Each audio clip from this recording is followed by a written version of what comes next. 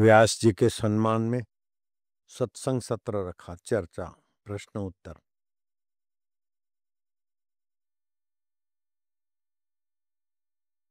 तो कोई किसी का कुछ प्रश्न, किसी का कुछ प्रश्न उत्तर। एक प्रश्न हुआ कि सबसे ज्यादा धरती पे मनुष्य शरीर पाया हो और सबसे ज्यादा गया बीता कोवा जघन्य भूलोके, जघन्य गया बीता। किसी ने कहा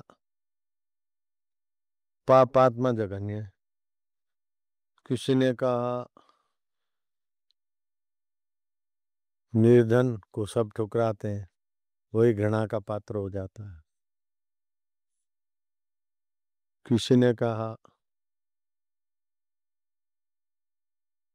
अपने अपने ढंग से। आखिर फैसला वेद व्यासी के चरणों में गया। जो वेद व्यासी कहेंगे वो सर्वमान्य होगा। वेद व्यासी ने कहा संपदा नैव संपदा विपदा न विपदा नारायण विस्मृति विपदा नारायण स्मृति संपदा। नारायण विस्मृति ही जघन्य, जो उसको भगवान की स्मृति नहीं है, वो शरीर को मैं मानेगा, जगत को सच्चा मानेगा और रसहीन जीवन कुछ भी कर्म करेगा, यहाँ भी खुद दुखी रहेगा, दूसरों को दुखी करेगा और मरने के बाद भी दुखद योनियों में जाएगा, माँ के गर्भ को तकलीफ देगा। नारायण विस्मृति, जिसको नारायण की स्मृति नहीं भगवान की। नर है तो नारायण की संतान है। जैसे पेड़ अपने मूल से हटकर भागता फिरे तो उसका नाश है। वीणा की तार वीणा से बंधी है तो स्वर आलाप हो गए। वीणा को छोड़कर वीणा की तारें भटकने लग जाए तो कुछ नहीं। नदी या नहर दो किनारों की मर्यादा में रहती है तो यात्रा करती। ऐसे ही जो नारायण की स्मृति और नारायण के शास्त्र की मर्यादा नहीं पालता वही जघन्य व्यक्ति है।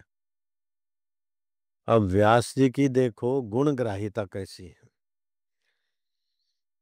सुबह सूर्य उदय नहीं हुआ और रात्रि के तारे और चंद्रमा दिखना बंद हुआ। ये संधि काल मंत्र सिद्धि योग होता है, उसका आप फायदा उठा सकते हैं। सत्संग में ऐसी सार सार बातें आती है टिप कि थोड़े में ही बहुत काम हो जाता है। तो उस समय व्यास जी मानसिक जप चिंतन करते। नैमिषारण्य के वन में अभी भी काफी जंगल जंगल है, क्योंकि उस समय और ज्यादा था, बस्ती कम थी। सैर करने जा रहे थे तो देखा कि एक भील होठों में कुछ मंत्र बोल रहा है, बड़बड़ा रहा है और खजूर के वृक्ष को संकेत कर रहा है नीचे आओ, और खजूर का वृक्ष नीचे झुकता है। वकील और महाजन नहीं कर सकते ऐसा। फाइल क्लियर हो जाए वो अलग बात है, लेकिन खजूर के पेड़ को नीचे नहीं कर सकते आप। वो भील ने खजूर के पेड़ को झुकाया।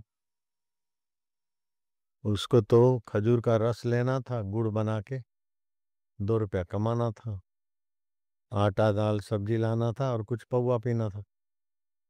वो जमाने में 2 रुपये से गुजारा हो जाता। लेकिन वो व्यास जी ने देखा कि इसके पास वो मंत्र विद्या है पेड़ को झुकाने की। तो व्यास जी जरा जल्दी जल्दी चले। तो वो बूढ़ा भी जमाने का खाया था, वो भी समझ गया कि इन्होंने देख लिया कि मेरे से मंत्र मांगेंगे।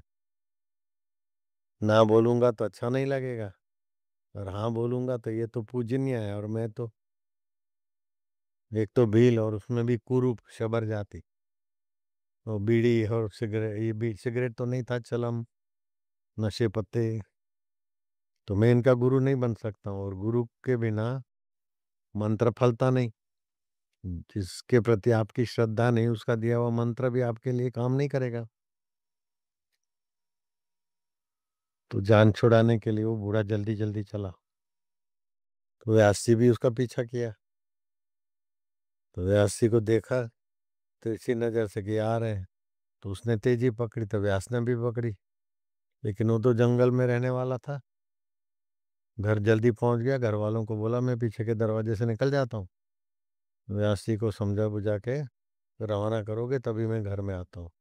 वो बड़ा दरकत था, उस पे चढ़ गया वो तो महाराज वो तो पेड़ पे, घने पेड़ पे चढ़ गया। व्यासी गए, देखा दूर से, फिर उतरा। ऐसा एक बार दो बार नहीं, 20 बार हुआ। आखिर उसका जो बेटा था उसको दया आ गई। उसका नाम था कृपालु। जैसा नाम था ऐसा दिल भी उसका था। व्यासी को कहा कि आप तो 88,000 ऋषियों से सम्मानित, महाभारत का ग्रंथ रचा आपने, युधिष्ठिर महाराज आपका सम्मान करते हैं। आप मेरे पिताजी से क्या लेना चाहते हैं? रोज आप पधारते और पिताजी तो नहीं मिलते आपको। वो जानता था पिताजी का नाटकबाजी।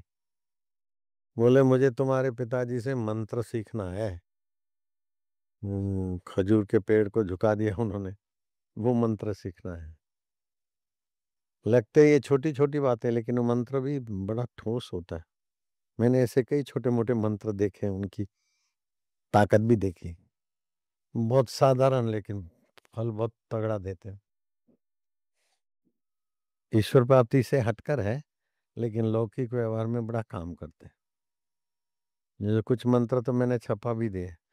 मैं मुकदमे में फंस गया हूँ, ऐसा हुआ, झूठा केस, मैं ले जा, बरी, बिजनेस नहीं, धंधा नहीं, ले जा, मिल गया छक्का। वैसे अभी मैंने थोड़े लोक उपयोगी मंत्र ले लिए।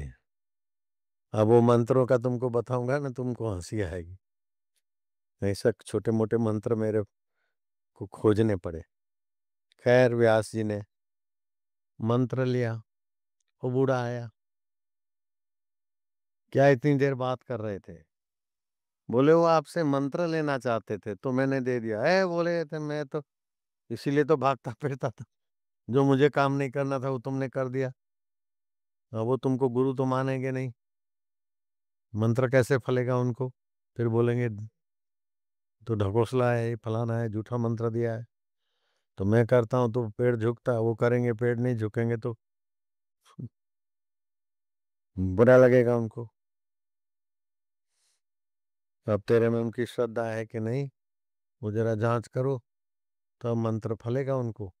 लेकिन व्यासी ने पहले ही मंत्र जाते जाते, उनको तो खजूर का रस बेचना नहीं था, नारियल का पेड़, हरे नारियल लगे थे, मंत्र पढ़ा और पेड़ झुका, 2 नारियल उठा लिए। सुबह सुबह नारियल का पानी हाथों को साफ कर देता है। ठंडा लगे या गोडे पकड़े तो गुनगुना कर दिया। पथरी हो तो नींबू निचो के पी लिया, कुछ दिन में पथरी गायब। आप फॉरेस्ट के हैं तो मैं आपको बताता हूँ, एक वनस्पति आती है पथरी चट्ट, पता है आपको? तो हमने उसका थोड़ा विस्तार किया है। आपके फॉरेस्ट के तरफ से भी लोगों को सौगात मिलती रहे, बिकता रहे, पौधा वौधा जैसे भी आपको, आपके ध्यान में है, बस खुशी की बात।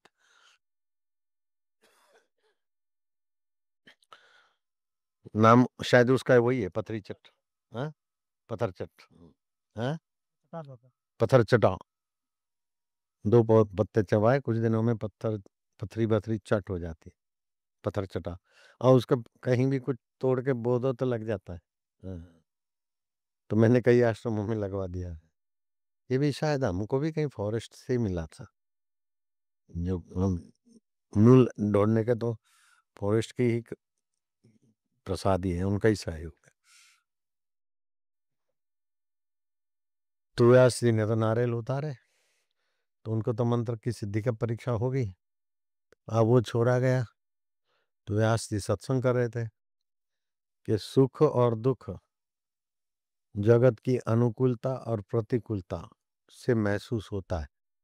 सुख और दुख ठोस तत्व नहीं है। और सुख दुख प्रारब्ध से भी आता है, प्रकृति से भी आता है, लेकिन अपनी बेवकूफी से वो अपने को दबाता है। नहीं तो ये विकास का साधन भी हो सकता है। सुख आता है तो अपनी योग्यताओं को बहुतों को फायदा मिले, तो आप सुख के भोक्ता न बनेंगे, सुख के बांटने वाले होंगे, तो अंतरात्मा का संतोष गहरा फायदा करेगा। दुख आया है तो आप दुख के भोगी नहीं बनोगे। दुख आया है तो वासना निवृत्ति करो, दुखारी ईश्वर में प्रीति करो। तो फिर कभी भी दुख आएगा तो दुखारी में प्रीति होने से दुख का प्रभाव नहीं पड़ेगा। लेकिन दुख आया और मैं दुखी हूँ, तो वो तो बेचारा ठहरता ही नहीं, दुख आके चला जाता है, सुख आके चला जाता है। लेकिन मैं सुखी हूँ ये अहंता, मैं दुखी हूँ ये अहंता जीव को ले डूबती है। तो सुख दुख में अपना मैंपना ना डालो। सुख भी आता है जाता है, उसको जानते हो। और सुख आता है तो दुख दे जाता है, जब जाता है सुख तो। और दुख जाता है तो सुख दे जाता है। तो एक बार वो दुख देता है, एक बार वो दुख देता है, दोनों आपका समय खराब करते हैं। आप तो इनको पायदानी बनाओ, सुख के सिर पर भी पैर रखो, दुख के सिर पर भी पैर रखो, और परमानंद आत्मक स्वभाव को जानो। ऐसी बहुत ऊंची बात हुई है फिलॉसफी की। इतने में वो कृपालु दिख गया, भील का छोरा। व्यास जी उठ के खड़े हुए और उसको ले आए और बड़ा सत्कार किया। वो छोरा तो पानी पानी हो गया। जाके बाप को बताया कि 2 रुपए का गुड़ उतारने वाली विद्या मैंने व्यास जी को मंत्र के रूप में दिया, तो हमारा इतना आदर करते हैं। वो ये तो खजूर का रस 2 रुपए का, वो भगवत रस, धर्म रस, ज्ञान रस देते हैं, उनका कितना आदर होना चाहिए। जब मैं भील के छोरा मंत्र देता हूँ तो मेरा इतना आदर, तो वो तो संत रूप। और ये जो रस देते हैं, वो खजूर के रस की कोई कीमत ही नहीं उनके आगे। ज्ञान रस, भक्ति रस, विचार रस, विवेक रस, क्या क्या होता है।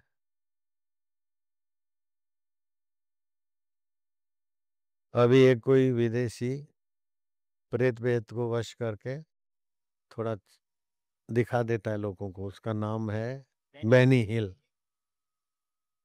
अब समझ गए, बेनी हिल हिंग जो भी हो। तो उसके लिए मेरे को किसी ने बताया, मैंने नहीं देखा। वो बोलते ही अमेरिका के बाबा है, बाबाओं का बाप है अमेरिका का बाबा। मैं कहा हम किसी की निंदा तो नहीं करते, लेकिन इस बकवास का तो हम विरोध करते हैं। भगवान कृष्ण भी बाबाओं के बाप घोषित नहीं हुए। बाबा आते थे तो कृष्ण उठ के खड़े हो जाते थे, बाबाओं की जूठी पट्टल उठाते थे। विदाई के समय उनकी फूलमाला पहराते थे। भगवान राम के पिताजी भी बाबाओं का आदर करते थे। आदि शंकराचार्य हुए, वल्लभाचार्य हुए, बुद्ध हुए, कबीर हुए, किसी ने अपने को ये घोषित नहीं करवाया मैं बाबा का बाप हूँ। ये कोई सती सावित्री का बेटा है ऐसी बात नहीं है। जहां से आया वहां गाय का मांस खाना, दारू पीना, पत्नी साथ में है, बच्चे साथ में, और पत्नी बीमारी से पीड़ित है, उसको तो ठीक नहीं कर सकता, और बाबाओं का बाप कहलाता है। तो इसकी जितनी भी कोई भर्त्सना करे कम है। क्या ख्याल है? अपने ढंग से कहीं ना कहीं आप लोग फोन वोन कर लेना, ये बकवास बंद करें तो ठीक रहेगा। बाबाओं का बाप।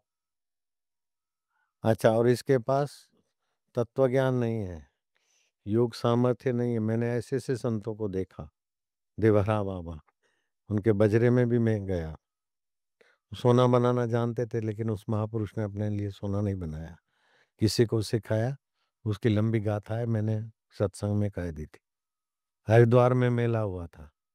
सबसे प्रथम कौन सा अखाड़ा नहाएगा, तो खींचातानी होती है। किसी सुलझे हुए साधु ने कहा सबसे प्रथम स्नान दिवरहा बाबा करें। तो प्रशासन भी खुश हो गया कि खींचातानी मिटेगी। अब देवरा बाबा को आमंत्रण देने गए। देवरा बाबा, अरे भाई हम तो जंगली आदमी, हमको कहा है इस समय से।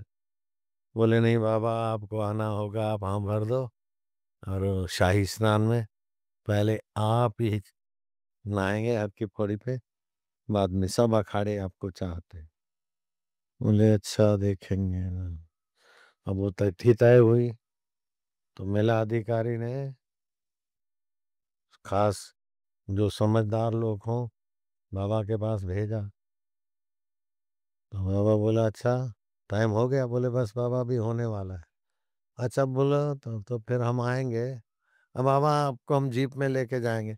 अरे तुम्हारी जीप कब पहुंचेगा? नहीं बाबा, नहीं तो भीड़ है ना, आपको जाने में देर होगी, सारा प्रोग्राम मुहूर्त सब चला जाएगा। अरे कैसे जाएगा, तुम जाओ हम आइत है। तो बैठे रहे बैठे रहे। अब बाबा ने कहा तुम मानते नहीं, जाओ। हाँ, वो खाली हाथ लौट रहे हैं बिना बाबा के। सुसु करते सु करते जाके अधिकारियों को कहा कि बाबा जी को तो हम बहुत बोले लेकिन सिद्ध पुरुष हैं, कहीं नाराज होके बोल जाएंगे। तो फिर वो अभी आ रहे हैं। अरे बोले पागल हुए, बाबा जी नहा गए और साधु नहा रहे हैं। एक बारों में चपत्ता ही। बाबा जी सत्य संकल्प से आए, प्रकट हुए, यहाँ नहा लिए पहले, भीड़ भाड़ उनको क्या लगती है। ऐसे बाबा ने भी अपने को बाबाओं का बाप घोषित नहीं कराया, तो ये 2 पैसे का आदमी बाबाओं का बाप अपने को घोषित करे कराए, ये बाबाओं का अपमान नहीं, ये पूरे हिंदुस्तान का अपमान है। क्या ख्याल है?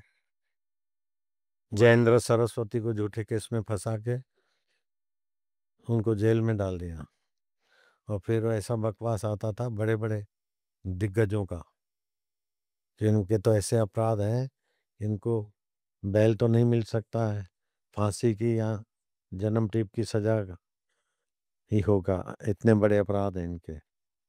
और मेरा हृदय ने पुकारा, जैसे ये बकवास को मैं चैलेंज कर रहा हूँ ना, ऐसे फिर मैंने ठान लिया। तो मैं आया जंतर मंतर पे, 3 दिन में बैठा रहा। जयेंद्र सरस्वती तो बाहर आ गए, लेकिन जयललिता की तो कुर्सी भी गई, इज्जत भी गई। जयेंद्र सरस्वती बाहर आ गए, फांसी आएगी, टीप जन्म टीप होगी, उनका बकवास साबित हो गया। ऐसे ही ये नलिन हिल बाबाओं का बाप, ये बकवास है, जिसको हिंदुस्तान बर्दाश्त नहीं करेगा। हिंदुस्तान के साधु संतों के तरफ से मैं इनके बकवास का बहिष्कार करता हूँ, और हिंदुस्तान के तरफ से भी। जय राम जी की। नारायण हरि हरि ओम, हरि हरि ओम हरि। हम शांति के पुजारी हैं, लेकिन बेवकूफ़ी से हमारा कोई गला दबोचते हो तो वैसी शांति के हम मूर्ख पुजारी नहीं हैं। शिव जी के पास त्रिशूल है, राम जी के पास धनुष है। राम जी सोते तो लखन चौकी करते हैं। अभी मैं नाव चला के उस पार गया, जंगल में एक साधु था। वो बोला आज मैं बहुत विवल हो रहा था कि बाबा का दर्शन क्यों नहीं होता, दर्शन क्यों। तो आप आ गए, दर्शन दे दिया। कुछ दिन से वहीं रहता है। मैं क्या क्या खाते पीते? बोले चना भिगा देता हूँ, एक सुबह को दूसरे सुबह को चबा लेता हूँ। 8 दिन हो गए, 10 दिन। मैं कुछ डालते? बोले नहीं। मैं क्या भाई, ये तो मेरे को जो कुछ बताना था उनको बता के आया। मैं 2-4 दिन रहेंगे तो रहेंगे। तो जिसको जिस पर स्नेह होता है, तो कैसे मैं नाव चला के गंगा पार करके गया, उनको संतोष हो गया, मेरे को भी संतोष। तो ऐसी तपस्या वाले भजनानंदी उनकी जाति में उनके यहाँ है क्या, जो अपने बाबाओं को बाप साबित करता है? एक दिन भी ऐसा नहीं रहा होगा जैसा अभी भी हमारे साधु संत रहते हैं। उसकी पत्नी मरीज है, उसके साथ उसको ठीक करो, यूं कर दिया तो प्रेतवश किया हुआ है। हाँ, और प्रेतों को किसी को दबाना, एक्सीडेंट करना, गिराना उनको मजा आता है। तो शैतान प्रेत वश किया होगा। और किसी को गिरा देना, और अपनी विशेषता दिखाना।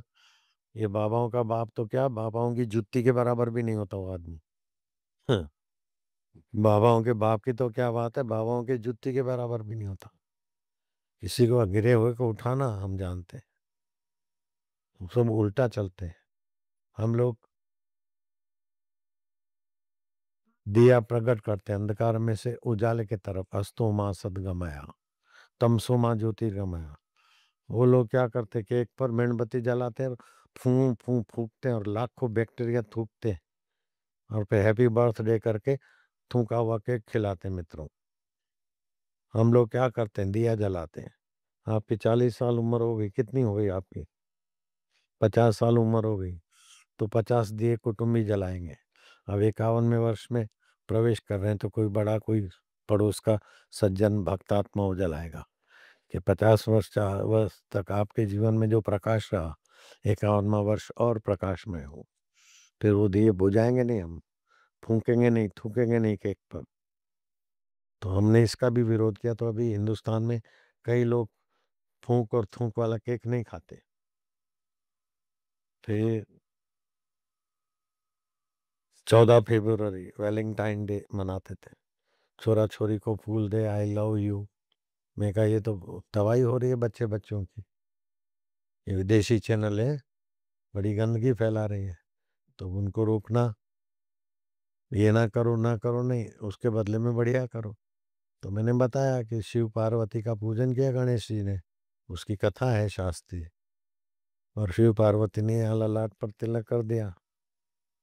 माता पिता की प्रदक्षिणा करके प्रणाम कर रहे हैं। तो बेटे क्या कर रहे हो, बोले सर्वतीर्थमय माता सर्वदेवमय पिता।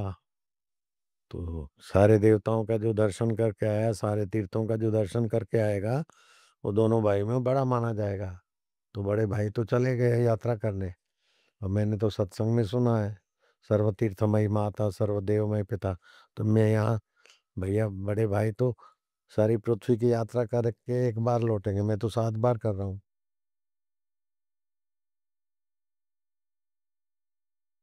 शिव जी ने कहा ये बुद्धिमान बनेगा। शिव जी और पार्वती ने ललाट पे तिलक किया, आशीर्वाद दिया। गणेश जी सर्वप्रथम पूजे जाते हैं। तो 14 फरवरी को बच्चे बच्चियां माँ बाप का पूजन करें। माँ बाप वैसे ही बच्चे बच्चियों के प्रति उनमें सद्भाव होता ही है माँ बाप का। माँ बाप जितना बच्चे का हित चाहते हैं, उतना तो लड़के लड़कियों के पति या पत्नियां भी नहीं चाह सकती, कर नहीं सकती। तो आजकल का पाश्चात्य पढ़ाई का माँ बाप को कुछ नहीं मानते हैं। ये गंदी संस्कृति को भी थोड़ा रूप ब्रेक लगेगी। मातृ पितृ पूजन दिवस हमने शुरू कराया, तो पिछले 6 सालों से उसका प्रचार होता है। अभी हमने 10 फरवरी को राजिम कुंभ था छत्तीसगढ़ में, वहाँ की सरकार ने हमको आमंत्रित किया था। तो वो आके बैठे थे और हमने 14 फरवरी के विषय में बात किया। तो मुख्यमंत्री और शिक्षा मंत्री उठ के खड़े हुए कि हम वचन देते हैं कि हमारे छत्तीसगढ़ में वैलेंटाइन डे कहीं भी नहीं मनाया जाएगा। सरकारी स्कूलों में तो हम मातृ पितृ पूजन दिवस मनाएंगे, और बाग बगीचे में भी वैलेंटाइन डे को हम ब्रेक लगाए। अब 14 फरवरी के बाद 15 फरवरी आया, 16 आया, मेरे पास अखबार आई, छत्तीसगढ़ का जवान डंडा लेके खड़ा है, और वो जो लवर लवरी है बगीचे में बैठे हैं, जो भी कुछ वैलेंटाइन डे मनाने के लिए जो भी कुछ फूल वूल देते होंगे या जो भी बदतमीजी करते होंगे, जवान ने डंडा दिखाया, एक दूसरे के कान पकड़ो, और दोनों डबल एक साथ में, लवरी लवर के कान पकड़ रहे, लवर लवरी के, दोनों उठ बैठ कर रहे, फोटो छपा था। मेरे को तो बड़ा मजा आया। तुमको सुन के भी मजा आ रहा है। दोनों ने वचन दिया तो पाला। अब मैं उम्मीद करता हूँ कि और सरकारें भी अपने अपनी प्रजा के बच्चे बच्चियों का भविष्य उज्जवल करने के लिए ये कदम उठाए कि 14 फरवरी लवर लवरी दिवस नहीं, मातृ पितृ पूजन दिवस। माता पिता का आदर सत्कार आने वाले पीढ़ी के लिए उज्जवल भविष्य की निशानी। फिर ब्रोमाइट और कई ऐसे केमिकल से रंग बनते हैं। जो मर्क्यूरी आदि से, जो सेहत के लिए नुकसानकारक है, उससे होली मनाई जाती थी। करोड़ों रुपए लगते थे और लोगों को आंखों की तकलीफ, स्किन प्रॉब्लम, चमड़ी का कैंसर, दमे की बीमारी होली के निमित्त वो मिलती थी। तो मैंने उसका विरोध किया। मेरा अंग्रेजों से या किसी से दुश्मनी नहीं है, लेकिन जो चीज समाज को दुख देती है उसका मैं विरोध करता हूँ। मैं दुश्मनी किसी की नहीं करता, लेकिन जो हानिकारक है, अब किसी को कोई सताता हो और आप देखें तो चुप बैठे तो आप मनुष्य किस बात के हैं? आप अकल से, बल से, बुद्धि से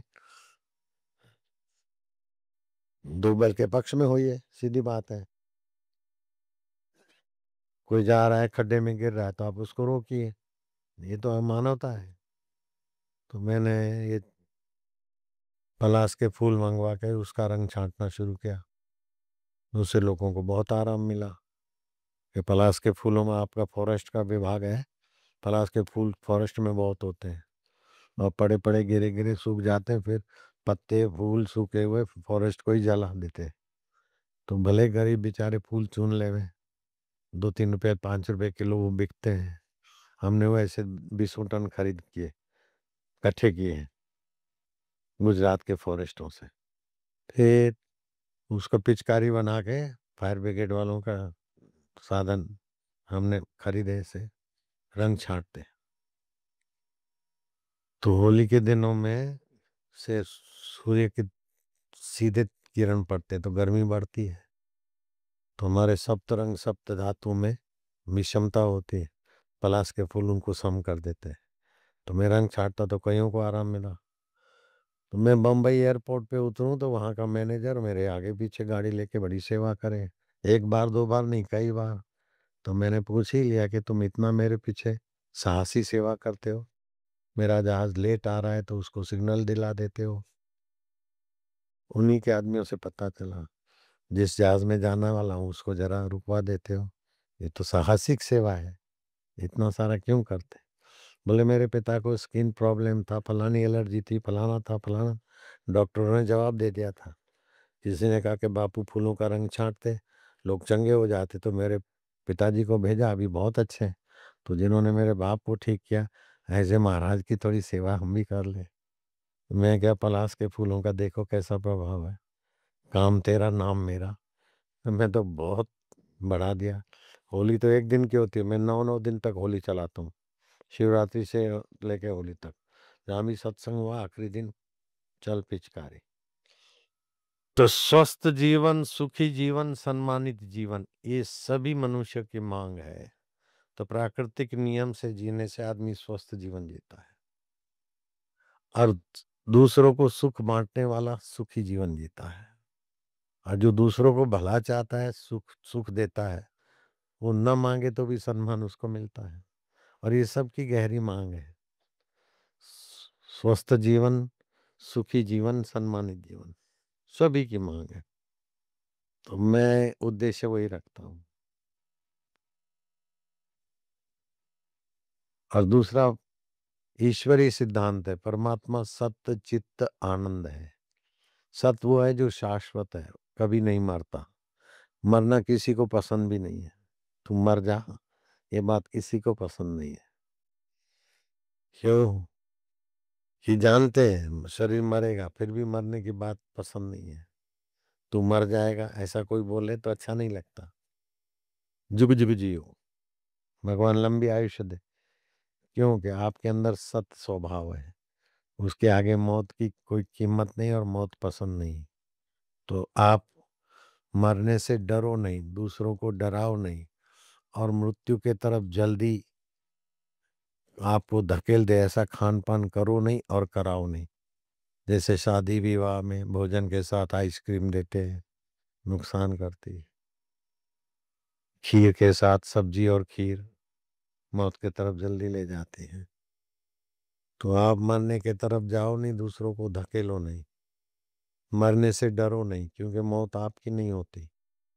मौत जब भी होगी तो शरीर की होती है। दूसरी बात है सत, सत माना जहां मृत्यु की दाल नहीं गलती, आप वो हो। आप उस भाव में टिको, दूसरों को भी टिकाओ। और आत्मा का दूसरा स्वभाव है चित्त, जो बुद्धि के पीछे ज्ञान देता है। और ऐसा नहीं कि मेरे को ही ज्ञान देता है, प्राणी मात्र का हितैषी है सच्चिदानंद परमात्मा। और इतना सूक्ष्म और व्यापक है कि अणु से भी अणु परमात्मा तत्व है, और विभू से भी विभू है परमात्मा तत्व। और वो परमात्मा तत्व सबका सुहृद है, हितैषी है, सबको अपना ज्ञान, अपनी चेतना, अपना आनंद देता है। मैं दुनिया के राष्ट्रपति, सभी राष्ट्रपतियों को, सभी प्रधानमंत्रियों को आह्वान, चैलेंज करता हूँ, मच्छर के आगे आपकी हार होगी कि जीत? वो बोलते हैं जीत होगी, तो मैं बोलूंगा नहीं, हार जाते हो। बापू जैसे प्रसिद्ध आदमी और राष्ट्रपति और प्रधानमंत्री जैसे सब मिलके भी मच्छर के आगे घुटने टेकने पड़ते हैं। मच्छर पहले कान के आगे गाना गाता है, और आप बड़ी कारीगरी से, चतुराई से, बड़ी एकाग्रता से यूं करते हैं, मच्छर उसके पहले खिसक जाता है हाथ खाली। 10 बार पकड़ो तो एक बार शायद वो फंसे, 9 बार आपको फैल कर देता है।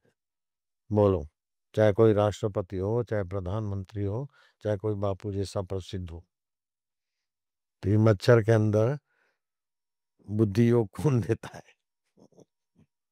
मानना पड़ेगा नास्तिक को भी कि भगवान चैतन्य भी है, ज्ञानदाता भी है। और मच्छर भी जब बोरिंग करता तो उसको भी मजा आता है, पीता तो तृप्ति होती है। तो सत स्वभाव, चेतन स्वभाव, आनंद स्वभाव ईश्वर का है। तो ज्ञान सौम्य है, जिसमें भी चैतन्य है। आनंद सबको आता है अपने अपने ढंग का। बोले सांप से तो किसी को नहीं आता। अरे सांप को देख के मदारी खुश हो जाएगा, आजीविका मिली। सांप देखकर मैं खुश हो जाता हूँ, मेरे को देख के सांप खुश हो जाता है।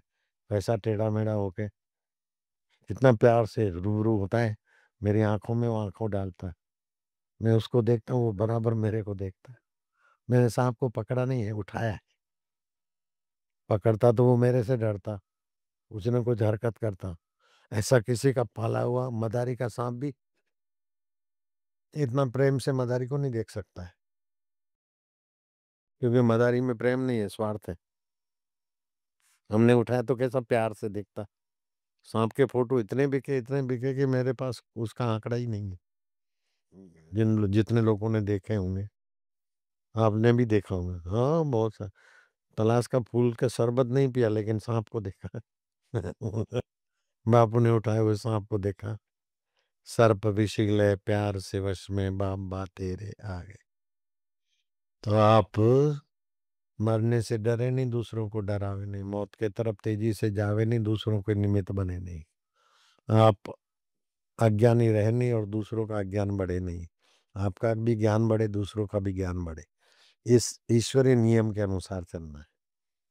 आप दुखी हो नहीं, दूसरों के लिए दुख बनावे नहीं, तो सत्य के, चित्त के, आनंद के अनुकूल हो गए, तो आपको आसानी से संसार में।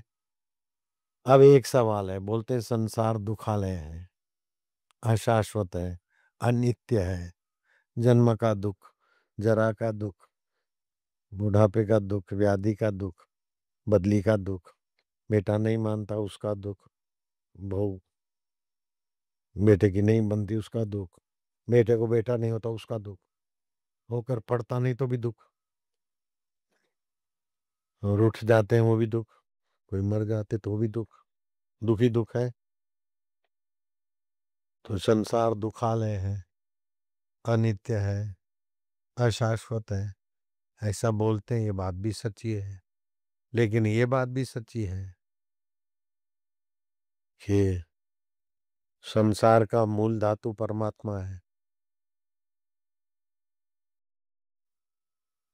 सृष्टि की उत्पत्ति का कारण ईश्वर है, सृष्टि की स्थिति का कारण ईश्वर है, और सृष्टि का विलय ईश्वर में होता है।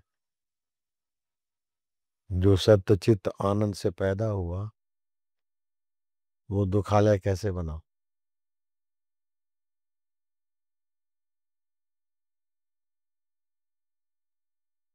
देसी घी से मिठाई केरोसिन वाली कैसे बनी? शुद्ध घी है, तो केरोसिन की मिठाई कैसे आ गई? तो उपादान कारण, निमित्त कारण,